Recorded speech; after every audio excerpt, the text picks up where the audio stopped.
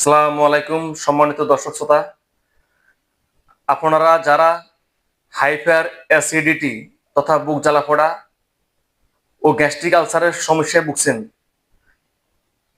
এবং এই সমস্যা থেকে সমাধানের জন্য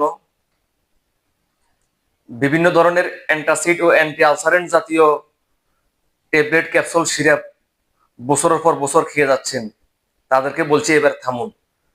এই সমস্ত ওষুধ দীর্ঘদিন সেবন করলে যৌন দুর্বলতা হ্রাস, হার্ট ক্ষয় এবং স্টোমাক ক্যান্সারের মতো মারাত্মক রোগ ব্যাধি সৃষ্টি হতে পারে। তাই আপনাদেরকে আমি আজকে একটি সহজ টিপস দিচ্ছি।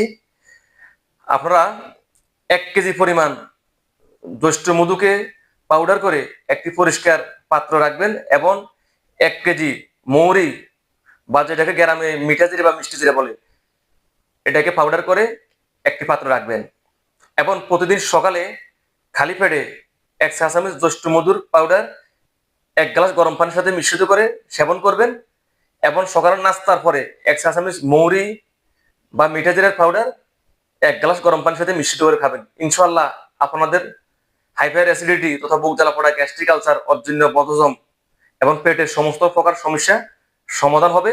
আপনাদের আর বছরের পর বছর হাইপার অ্যাসিডিটির ওষুধ কিনে সেবন করা লাগবে না। সবাইকে অসংখ্য ধন্যবাদ।